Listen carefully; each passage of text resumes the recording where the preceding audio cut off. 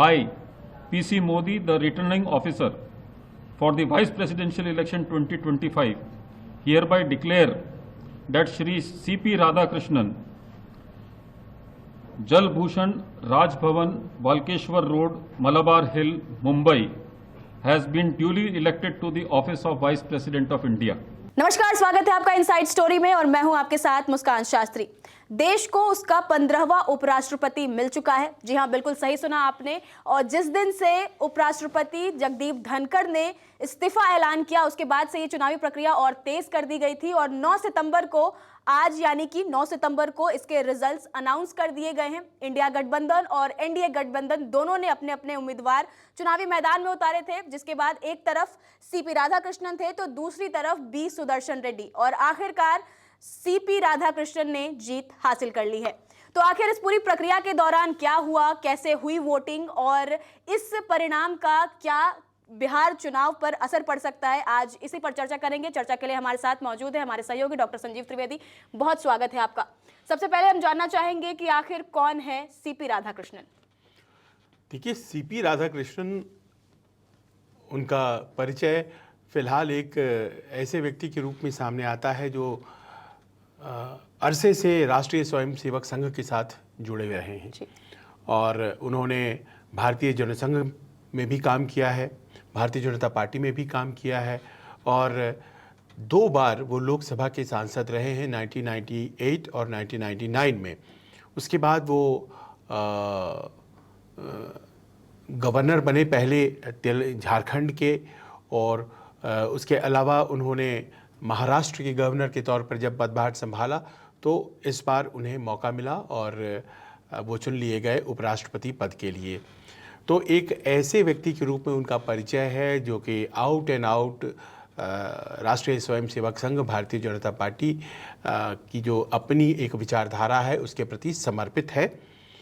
एक ऐसा व्यक्ति जो कि जीवन भर भारतीय जनता पार्टी, भारतीय जनसंघ की विचारधारा को आगे बढ़ाता आया है और उनका अब उपराष्ट्रपति के रूप में पदार्पण हो रहा है। उपराष्ट्रपति की भूमिका कितनी अहम होती है ये आप जानती हैं और ऐसे में सीपी राधाकृष्णन का चुना जाना और इस तरह से चुना जाना जिसमें कि उन्हें ज़्यादा वोट आए हैं, बड़ा ही खास है।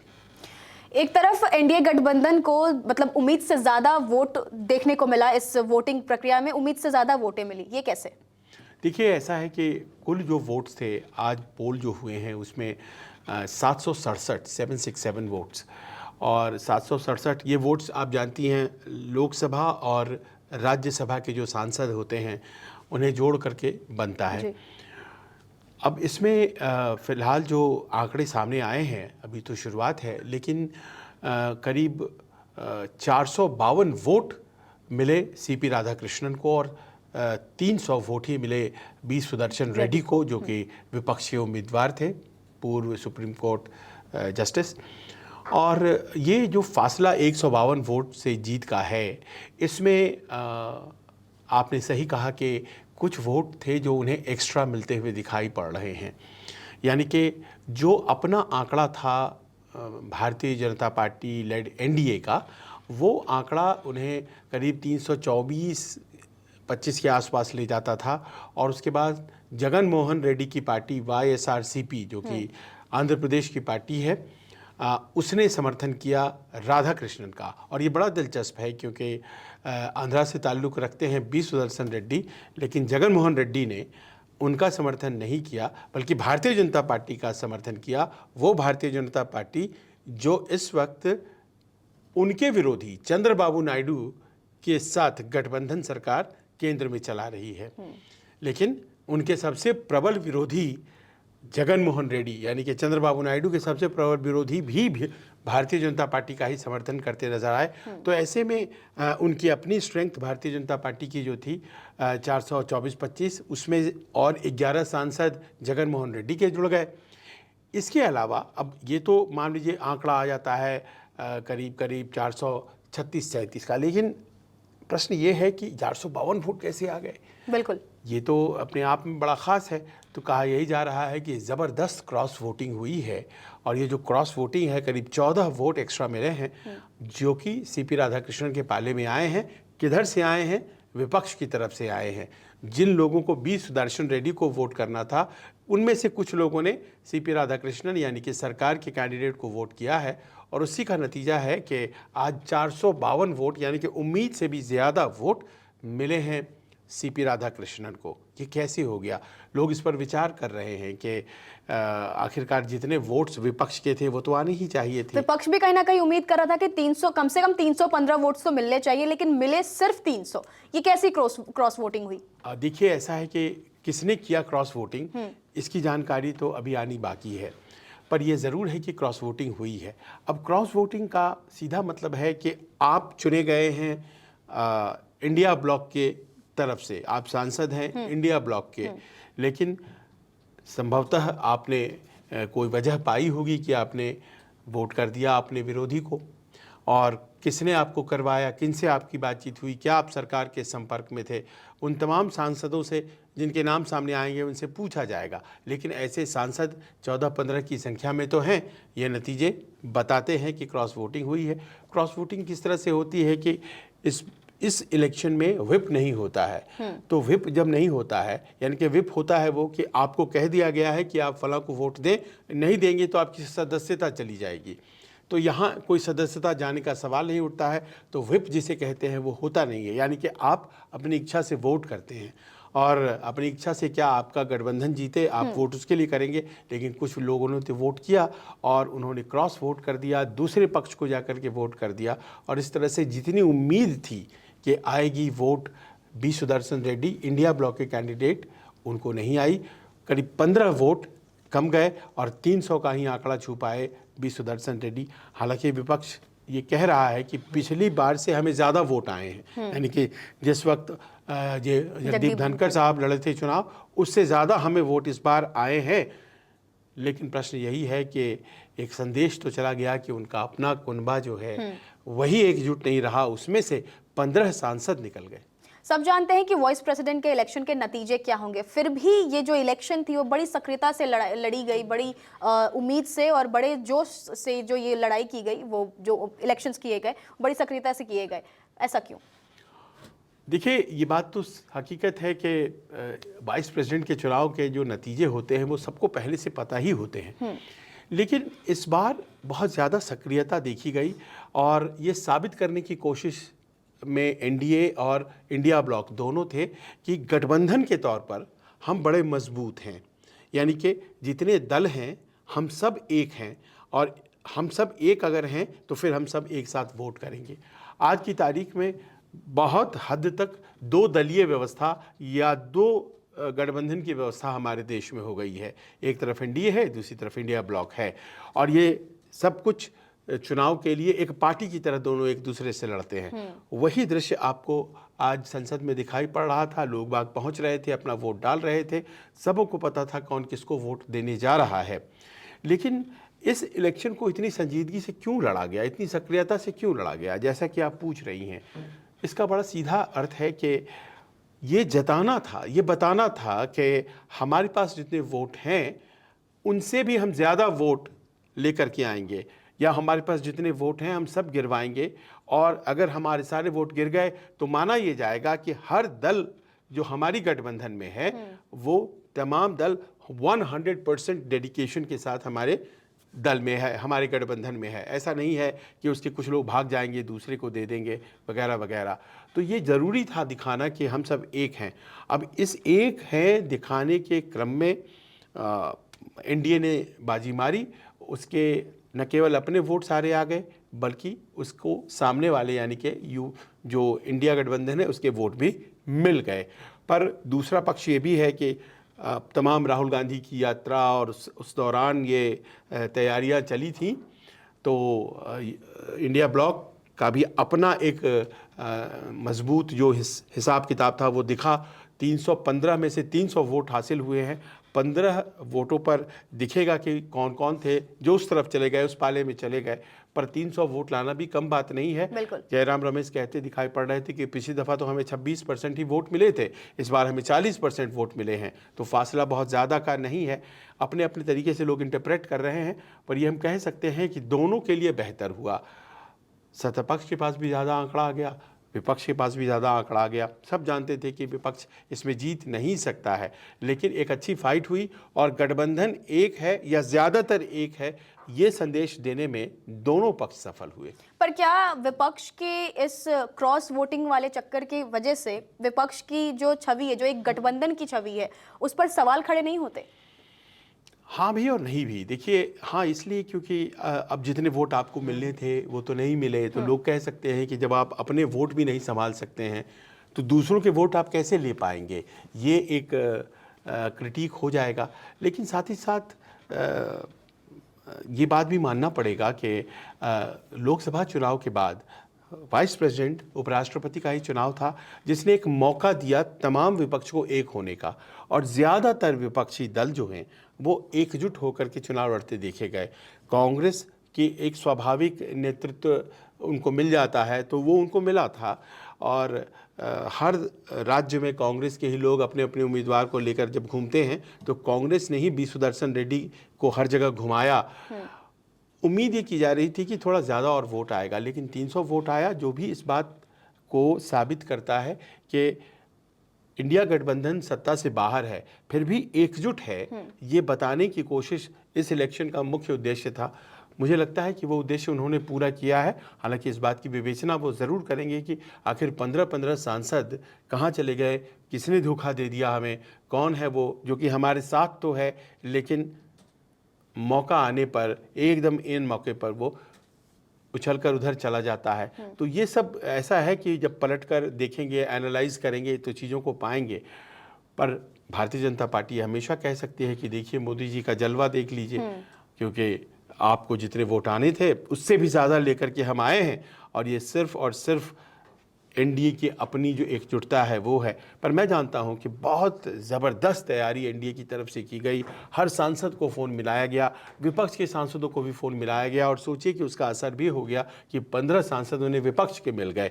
तो बड़ी मेहनत दोनों ने की थी, क्योंकि यहाँ पर कम वोट आते ना तो सत्ता पक्ष के लिए बहुत ही किरकिरी का विषय होता कि भाई आपके वोट भाग रहे हैं। बिल्कुल, और आने वाले चुनाव पर भी सवाल खड़े हो जाते हैं। हाँ, आप कमज़ोर पड़ रहे हैं, तो उनके लिए स्टेक्स ज़्यादा हाई थे और इसलिए उन्होंने ज़्यादा मेहनत किया और ज़्यादा सीटें। उपराष्ट्रपति की भूमिका की बात करें तो जो पूर्व उपराष्ट्रपति थे जगदीप धनखड़, उनको लेकर काफ़ी बातें होती थी, चर्चाएं होती थी और उनसे काफ़ी उम्मीदें रखी जाती थी। क्या राधाकृष्णन को लेकर के भी वही उम्मीदें रखी जाएंगी?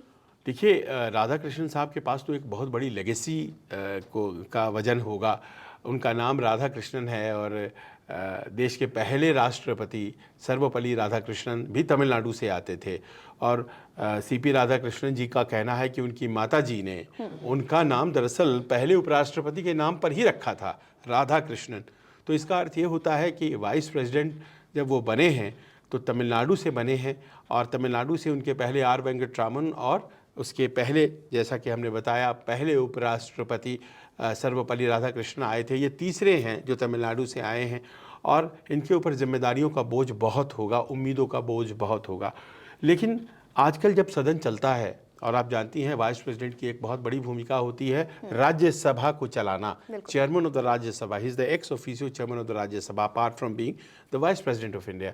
तो उस वक्त लोग बाग उनसे उम्मीद करते हैं कि वो बाई पार्टीजान रहे, मतलब वो निष्पक्ष रहे।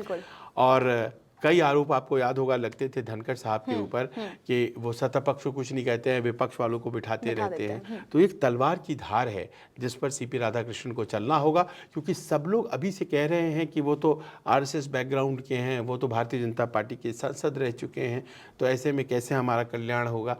नहीं, ये बात सीपी राधाकृष्णन पर आश्रित है कि कितना वो अपने उम्मीदों को जो लोगों ने लगा रखा है उसके ऊपर खड़े होते हैं या नहीं होते हैं। और शुरुआत में कुछ समय तो देना ही पड़ता है।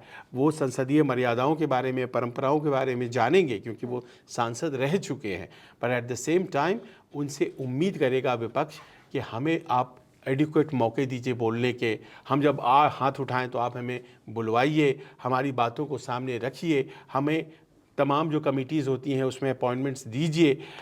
ये कितना करते हैं सीपी राधाकृष्णन, ये देखना होगा। एक ख़ास बात यहाँ पर मुस्कान ये है कि जैसे जगदीप धनखड़ ओरिजिनली भारतीय जनता पार्टी से नहीं थे, वो बाद में पार्टी में आए थे। और मैंने सुना था जब ये प्रकरण हुआ था 21 जुलाई वाला, जब झटके में उन्होंने इस्तीफ़ा दे दिया था, कि भारतीय जनता पार्टी अब ख़ास तौर पर बहुत ही सेंसिटिव पोजीशंस के लिए उन पर विश्वास नहीं करेगी जो कि भारतीय जनता पार्टी के मूल काडर न हों। सीपी राधाकृष्णन मूल काडर हैं, तो उम्मीदें क्या हैं भारतीय जनता पार्टी की? क्या वो करेंगे? मूल काडर होने के बावजूद वो क्या ऐसा कर जाएंगे, या फिर मूल काडर नहीं थे जगदीप धनखड़ तो ऐसी क्या गड़बड़ी हो गई थी उनसे? ये तमाम ऐसे प्रश्न हैं जिन पर चर्चा चलती रहेगी। लेकिन सीपी राधाकृष्णन के ऊपर एक कह सकते हैं लेगेसी का बोझ है।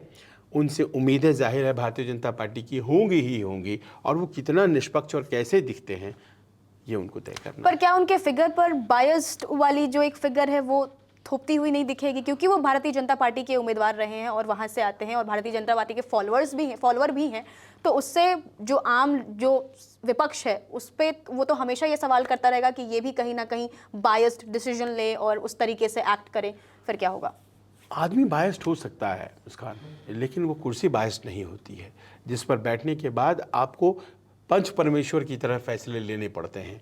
तो उस कुर्सी पर बैठने के बाद उनकी बायस जो होंगे वो शायद उस तरह से दिखेंगे नहीं आपको। कम से कम वो कोशिश ऐसा करेंगे, सब लोग मान करके चल रहे हैं, क्योंकि सबको पता है कि ये आरएसएस बैकग्राउंड के हैं। लेकिन उन्हें अगर आरएसएस बैकग्राउंड के होने के बावजूद आरएसएस को सम्मान दिलाना है तो फिर वो एक बहुत ही निष्पक्ष भूमिका में नज़र आने की कोशिश करेंगे, वरना तो बहुत आसानी से तोहमत लगा दी जाएगी कि देखिए देखिए ये हमें साथ नहीं देते, हमें बोलने का मौका नहीं देते, ये सत्ता पक्ष को फेवर करते हैं। ये बहुत आसानी से बोल दी जा सकती हैं। लिहाजा उनके ऊपर बहुत ही निर्भर है ये कि आखिरकार वो किस तरह की छवि लेकर बाहर आते हैं। वाइस प्रेसिडेंट का पोस्ट भारत गणतंत्र का दूसरा सबसे महत्वपूर्ण पोस्ट है, और देखिए कि इस पोस्ट पर कोई भी व्यक्ति गरिमा जो है उसकी सबसे ज़्यादा उसे चिंता होती है। कोई ये ना कहे कि अरे आप तो डाउटफुल हैं, ये चिंता उनकी सबसे ज़्यादा होती है। और ऐसे में अभी तो शुरुआत वो करेंगे, देखिए क्या कहते हैं, कैसा होता है उनका। ये ज़रूर है कि एक चश्मे से देखने की जो आदत होती है लोगों को, उसमें उन्हें दक्षिणपंथी के रूप में देखा जाएगा, पर क्या वो एकदम बीच की रेखा पर खड़े नजर आते हैं, हम भी देखेंगे। ये देखने योग्य होगा। बिल्कुल। इसके ठीक बाद बिहार में इलेक्शंस होने हैं, और इलेक्शंस पे क्या इस नतीजे का कोई असर हो सकता है? अगर दोनों इलेक्शंस को कंपेयर करें तो फिर तो दोनों दो इलेक्शंस हैं, इनका कोई बहुत ज़्यादा असर तो वैसे नहीं दिखता है। लेकिन इस मायने में कि बिहार के इलेक्शन को भी गठबंधनों के द्वारा लड़ा जाना है। बिल्कुल। और यहाँ भी गठबंधों के द्वारा ही लड़ा गया है ये चुनाव, तो मानकर चलिए कि कहीं ना कहीं उसका असर तो दिखेगा। जिस ऊर्जा के साथ आज एनडीए वालों ने अपनी ताकत दिखाई है, उसको मैच करने के लिए अब नई रणनीति की ज़रूरत है क्या, ये सोचना पड़ेगा इंडिया गठबंधन को। इंडिया गठबंधन में आपस में सीटों की खींचतान ना हो, ये देखना पड़ेगा, क्योंकि गठबंधन के मामले में एनडीए वाले ज़्यादा मजबूत नज़र आए हैं। और सबसे बड़ी बात तो खैर ये है ही कि गठबंधनों की लड़ाई है वाइस प्रेसिडेंट का चुनाव, लेकिन जब बिहार में चुनाव होगा तो जो जनता है सड़कों पर वो तय करेगी, और वहाँ पर जाकर के ये इलेक्शन आज के इलेक्शन से अलग हो जाता है। और जो सड़कों पर तय होता है, सड़क का जो न्याय होता है, वो बड़े बड़े रेपुटेशंस को गिरा देता है। इस इलेक्शन में सब जानते थे कि वाइस प्रेसिडेंट जीत जाएंगे, लेकिन वो इलेक्शन कोई नहीं कहता है। इस इलेक्शन में पहले वोट पड़ने के पहले ही लोग बाग नतीजे जानते थे। उस इलेक्शन के बारे में कोई कुछ नहीं जानता है, जो कि विभिन्न कैंडिडेट्स के बीच बिहार की 243 सीटों पर होंगी। लिहाजा उसमें तो भारतीय जनता पार्टी हो या कांग्रेस पार्टी हो या आरजेडी हो या जेडी हो, सबको आखिर तक डर लगेगा, और सब कुछ न कुछ साबित करने की कोशिश करते नजर आएंगे। और मान करके चलिए कि यूपीए जो अब इंडिया गठबंधन कहलाता है, उसने अपने आप को कम से कम संगठित रखने में सफलता हासिल की है। वो बिखर गया हो, ऐसा नहीं है। विपक्ष बिखर गया ऐसा नहीं है। सत्ता पक्ष ज़्यादा मजबूत दिख रहा है और ये एक चुनौती के तौर पर तमाम विपक्ष के लिए आज हो गया कि सत्ता पक्ष अपने गणित से भी ज़्यादा वोट लेकर आने की क्षमता रखता है। तो इसे काउंटर कैसे करना है, इस बारे में वहाँ के जो गठबंधन के दल हैं वो ज़रूर सोच रहे होंगे। उन्हें लग रहा होगा कि हमें तो बहुत ज़्यादा कल बल छल से काम लेना पड़ेगा, क्योंकि एनडीए के पास वो स्किल्स है कि वो कहीं ना कहीं से ज़्यादा इंतज़ाम कर लेती है। और अगर कहीं ऐसा मामला आ गया जिसमें कि बराबरी पर मामला छूट रहा है और कुछ छोटे छोटे दलों के हाथ में अगर चला गया मामला, तो फिर छोटे दलों को वो ज़्यादा आसानी से पकड़ तो नहीं लेंगे एनडीए वाले। ये सब तमाम चिंताएं आज की तारीख में ज़रूर हो गई होंगी इंडिया गठबंधन को, और इंडिया गठबंधन इसके बाद आपस की खींचतान कम करेगा, इस बात की उम्मीद तो की ही जा सकती है। बहुत बहुत धन्यवाद तमाम जानकारी के लिए। तो जैसा कि आप सब जानते हैं कि एनडीए ने एक बड़ी जीत हासिल की है। सीपी राधाकृष्णन देश के नए उपराष्ट्रपति बने और अब नजरें इस पर टिकी हैं कि आने वाले समय में वो अपनी निष्पक्षता किस तरीके से साबित करेंगे। और दूसरी तरफ बिहार में आने वाले इलेक्शंस काफी कॉम्प्लिकेटेड और काफी रोमांचक होने वाले हैं। इस बार किसके पाले में सीट जाती है, कितनी सीट जाती है और कौन जीत हासिल कर पाता है, ये तो आने वाला वक्त ही बताएगा। फिलहाल इनसाइड स्टोरी में इतना ही। धन्यवाद।